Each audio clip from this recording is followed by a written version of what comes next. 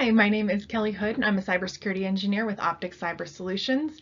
At Optic, we are a registered provider organization for CMMC, the Cybersecurity Maturity Model Certification Program.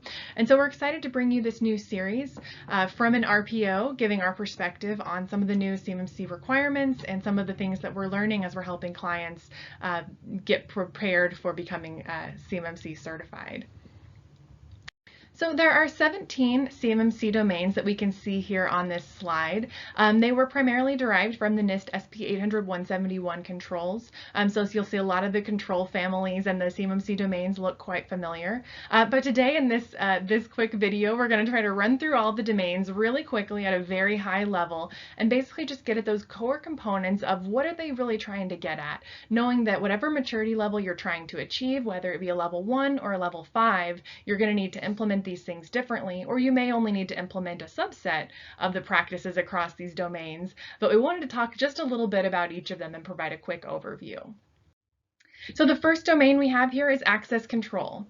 And access control is really about making sure that people have the access they need and that they don't have access to the things that they don't need. So we really want to make sure we have our access control requirements in place, that we're granting and limiting control where applicable, and that we're limiting that access to only authorized users as appropriate. Whether we're handling FCI or CUI, we want to make sure that people don't have access to data that they don't need. So asset management is really all about protecting what you have. So it starts with figuring out what do you have, whether it's laptops and desktops and servers, what kind of equipment do you have, what kind of data do they process, and having that catalog so that you know that as you're implementing the practices and the different security capabilities that you're applying them to all of the relevant systems, because it's really hard to secure things that you don't know are there. Audit accountability is really all about making sure you know when something is going wrong and making sure that you're tracking those audit events. You want to make sure that you have the proper accountability in place to know that if something goes wrong, you can go back and look at the audit logs on all the systems and that you're actually recording the data that you need to be able to go back and figure out what happened. Awareness and training is such a key domain. It's really focused on making sure that your people know what their expectations are and how they need to be handling the FCI or CUI data. If they're not aware or not trained on these processes or capabilities you're put in place, there really can't be an expectation that they're going to be implementing them correctly or properly or reporting when something goes wrong. So awareness and training I think of as very key to make sure that everybody's on the same page, working from the same scorecard towards the same goal.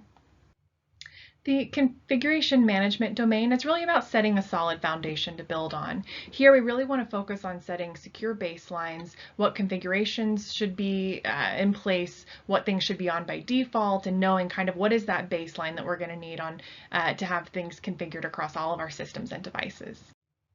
So for identification and authentication, we really want to think about validating who we have accessing our sensitive information, making sure that people are who they say they are.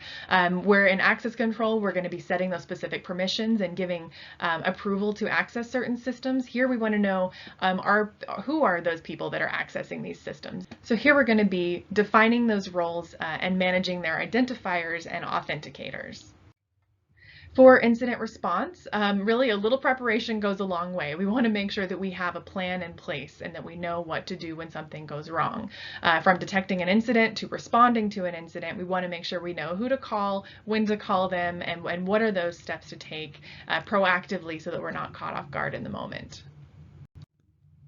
Maintenance is really about, making sure that all of our systems are maintained appropriately, and that when we do have maintenance activities or when we need to bring somebody in to help us keep our systems in shape and updated, that we're also vetting those people that are coming in, and that we're not just unlocking the door and giving anyone free rein to come in and handle our systems whenever something's down. We want to make sure there is a process there and that we can have accountability even while we're maintaining our systems.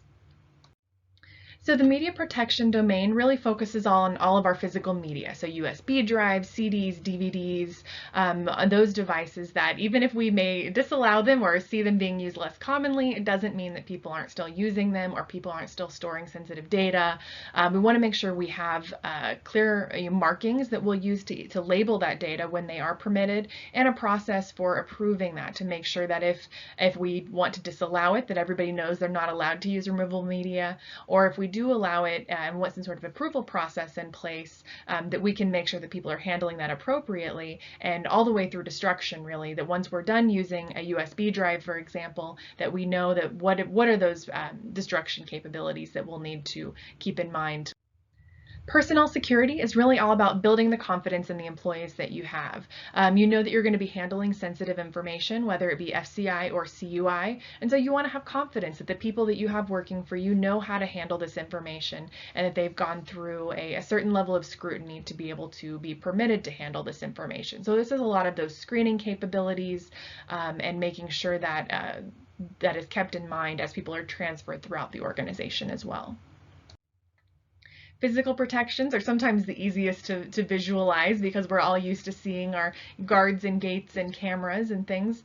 So this is basically about limiting physical access. We want to make sure that our data is not easily accessible, that someone can't just walk in the front door and get access to our sensitive information. So this is really about limiting that physical access to systems, making sure we know who's in our building and that they can't just walk in and get access to our sensitive information. Recovery is focused on what do we do after an incident has occurred or after something has gone wrong. Really, the more prepared we are up front, the faster we can get back on our feet. So we want to have a strategy in place to make sure that we can have continued operations, that we know what it means to get back on our feet, and what are those key priorities to get back up and running first. Risk management is another kind of foundational capability, is how I like to think about it, that really it's going to run through a lot of these different domains, that we want to make sure we understand our risk, the risk of the data that we're processing, the risk of our, to our business, and that we're implementing all of these other capabilities in accordance with that. Also, it specifically includes some of the requirements for vulnerability scanning and remediation and awareness of who our supply chain partners are and the risk that they may be bringing to us as well. The security assessment domain is really helping us to make sure that everybody in our organization is on the same page and that we're all working towards the same result. This is where one of the key practices for having a system security plan and a POAM come from. They're out of this domain here. So making sure that we have our controls, or the practices that we're putting in place, our security capabilities all documented in a central place so that we know what we're working towards, or what is in place today, and then what we're working towards through our POAM. So that it's all in one place and we can hand that over to an AO or an authorizing official or maybe a contracting officer as appropriate to make sure that we can tell them what are the security capabilities that we have in place today and what are the ones that we're still working on putting in place. Situational awareness domain focuses on really keeping an eye on what's going on around you. Really, we want to make sure that we're monitoring, threat intelligence. We're looking at what's changing in the world. What are the common attack patterns that we're seeing, and just making sure that we're keeping on top of that we're getting security bulletins and alerts, and that we're not going to be caught off guard when something new happens. The systems communication and protections domain is really focused on protecting our communications channel. So that includes, encryption, network segmentation, remote access, all of these technical controls and things that we're going to want to put in place to protect those communication channels are going to be here in systems communication and protection. And finally, we have systems and information integrity. You have to know what's right to be able to see what's wrong. We really want to here focus on identifying any security flaws and making sure that we're aware of what normal operating behavior is so that we can quickly identify abnormalities. So I just wanted to wrap up here with a few resources that are available. We have several on our Optic website, including a CMMC template to help you get started, have a central place to start capturing the things you're doing today against all of these domains and the specific practices within them. We've also got links to the CMMC model if you want some more information on the practices themselves or the assessment criteria. But please let us know what you think of this video, if this is helpful, if there's other topics you'd like us to talk about, or if you'd like to dive a little bit deeper into any of the domains. I appreciate your time. Thank you very much. My name is Kelly Hood, and please feel free to reach out with any questions. Thanks.